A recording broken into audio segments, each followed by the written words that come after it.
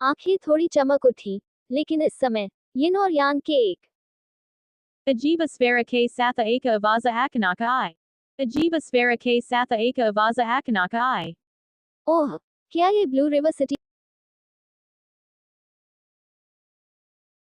8 Zhang Lingyun. Blue river city में Colosseum किसी एक परिवार की शक्ति नहीं है, बल्कि एक शक्तिशाली रहस्यमय शक्ति है। इसलिए ब्लू रिवर सिटी के पिछले सिटी लॉर्ड ने भी इस कोलोसियम को अपमानित करने की हिम्मत नहीं की। पहुंचे।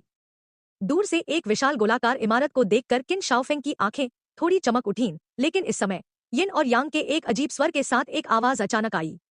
ओह, क्या यह ब्लू रिवर सिटी में हमारा पहला जीनियस नहीं है, मास्टर किन? आवाज इतनी अचानक और इतनी परिचित आई। झांग लिंगयून, उसका भाई? बिना पीछे देखे किन शाओफेंग ने पहले ही सुन लिया था कि आवाज किसकी थी।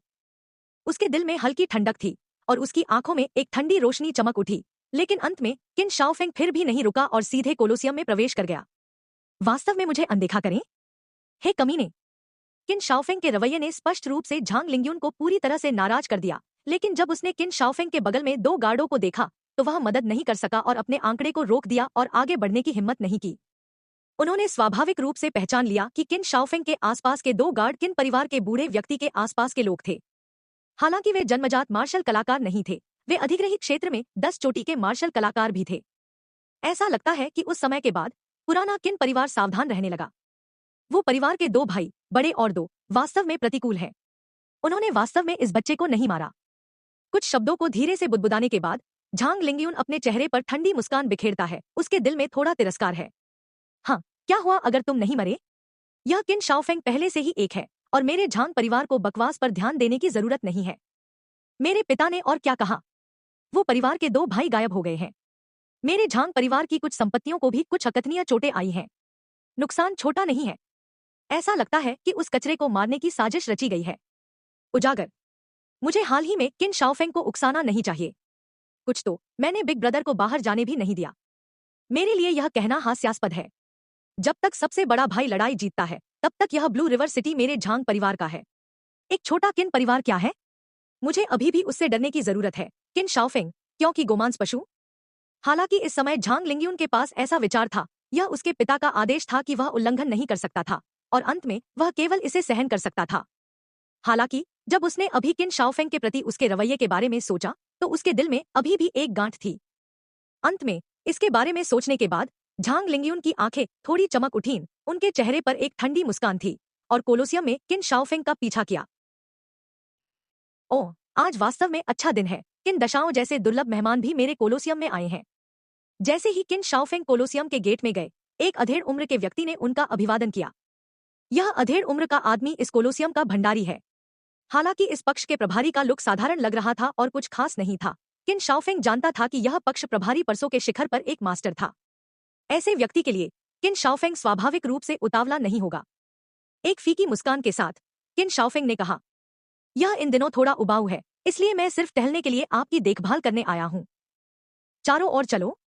बेन शाओकन इसलिए है क्योंकि किन दशाओं ने हाल ही में अचानक एक शौक जोड़ा है। इस तरह वह कोलोसियम में आया है ना? थोड़ी व्यंग्यात्मक आवाज आई और यह कि झांग लिंगयून भी कोलोसियम में चला गया। फैंग गुआन, क्या आप नहीं जानते कि हाल ही में हमारे छोटे किन को निचले स्तर के राक्षसों को मारने का शौक है? उन निम्न स्तर के पहले और दूसरे स्तर के घरेलू जानवरों का सामना करते हुए वह दृश्य जहां किन दशाओं अपनी शक्ति दिखाते हैं, यह अद्भुत है।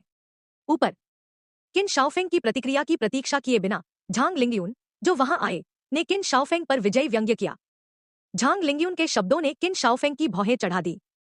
उन निम्न कोटि के घरेलू पशु दैत्यों को मारते हुए अर्थात आज प्रात काल में अब से अधिक 1 घंटा बीत चुका है और उसके अतिरिक्त यानी आज ज्यादा से ज्यादा 1 घंटा बीत चुका है और किन दबाव के अलावा कम ही लोगों को इसके बारे में पता होना चाहिए।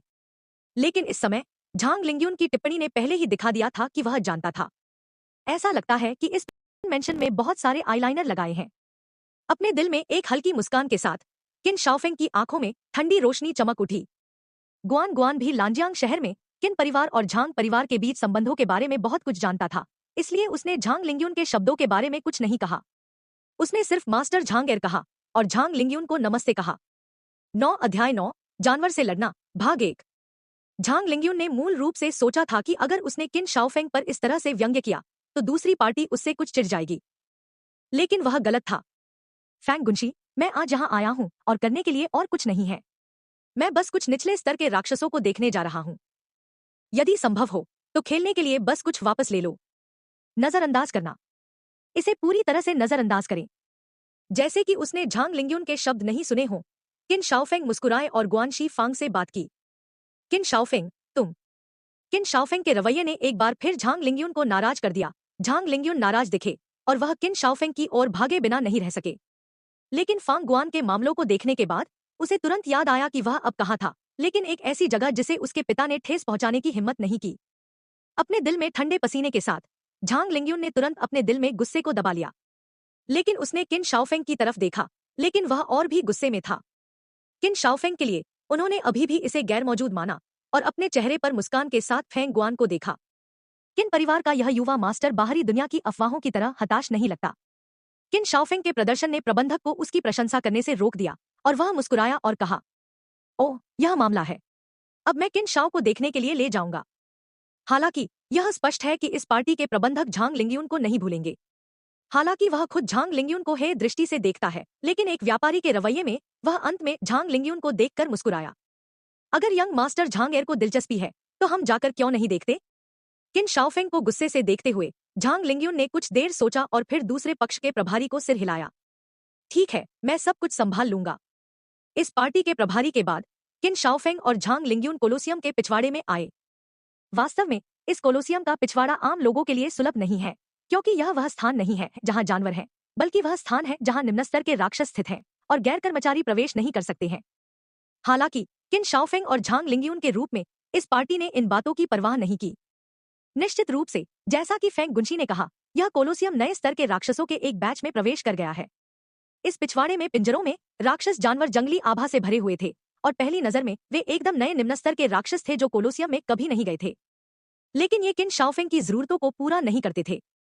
सामान्य परिस्थितियों में निम्न स्तरीय राक्षस जानवर जिन्हें लड़ने वाले जानवरों में शामिल किया जा सकता है, निश्चित रूप से किन की हवेली में उन लोगों के साथ तुलनीय नहीं है। हालांकि विशाल टर्की और घरेलू शाही दोनों निम्न स्तर के राक्षस हैं, सिस्टम भी इस तरह से विभाजित है।